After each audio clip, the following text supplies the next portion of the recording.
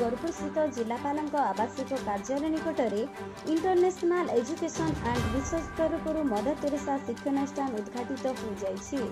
जिला परिषद अध्यक्ष गीतांजलि सेठी उक्त कार्यक्रम में मुख्य अतिथि भावे जोग दैथिबा बेले सम्मान्य अतिथि भावे पूर्वतन मंत्री गणेश्वर बेहेरा, कम्युनिस्ट नेता गयाधर धल, पूर्व ओडिशा निर्माण संघर जिला सभापति निरंजन परिड़ा, भागीरथी जेना, प्रफुल्ल दास और धरित्री प्रधान प्रभृति जोगदे यह विद्यालय किभली भावे सामाजिक स्तर में शिक्षा क्षेत्र में किभली एक विप्लव आनीपर से विषय आलोकपात करथिले।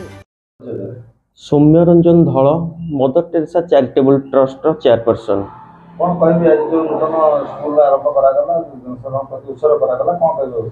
समाज रे अवहेलित दुष्ट निष्पेषित बा पछुआ वर्गर श्रेणी मानक पई मदर टेरेसार एटा गोटे भिन्न प्रयास जे सबु पिला माने हमर गरीब गुरुबा पिला माने इंग्राजी माध्यमिक शिक्षा खसड़ा श्रेणीभुक्त हुंतु एवं सीबीएसई पैटर्न रे से माने निजर कैरियर बिल्ड करंतु। सेति पई हमें केन्द्रापड़ा जिलार 3टा जगह आम अनुष्ठान आम करूँ एवं केन्द्रापड़ा बरापुर मेन रोड रे नूतन अनुष्ठान रूप में ये आज उद्घाटन है।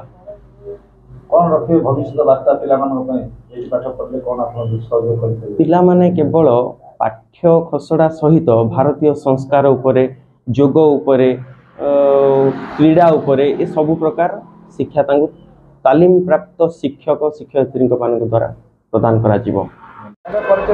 मो ना अभिराम नायक, आकाशवाणी रो गीतिकार तथा दूरदर्शन नाट्यकार कलाकार आउ मुंध रिटायर्ड लेक्चर जने।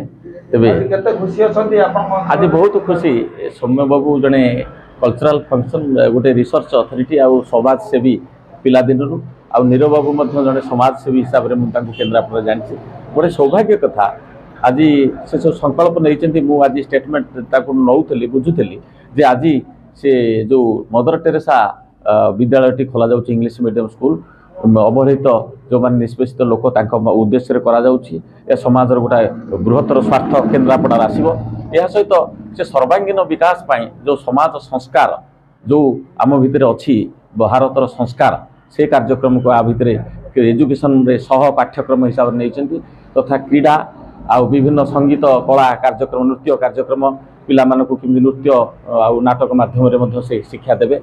बहु उन्नत धरणर शिक्षयित्री नियुक्ति कर सारी एवं तांकर आवश्यकता अनुसार से समस्त व्यवस्था करेंगे बोली परिचालना बोर्ड तरफ नीरव बाबू तथा सौम्य बाबू ये व्यवस्था करिसेंती। आमे साधुवाद दौचु एभली कार्यक्रम एभली एक अनुष्ठान आमर आवश्यकता थिला। एते अनुष्ठान थिले मध्य यह एक स्वतंत्र नियारा ढंग से करा जाउछि एवं यह निश्चिंत सफलकामी हबो। लोक मानकर सर्वांगीन विकास करि परिबो पिला मानकर यह आमे जणाउछु एवं साधुवाद मध्य ताकू जणाउछु।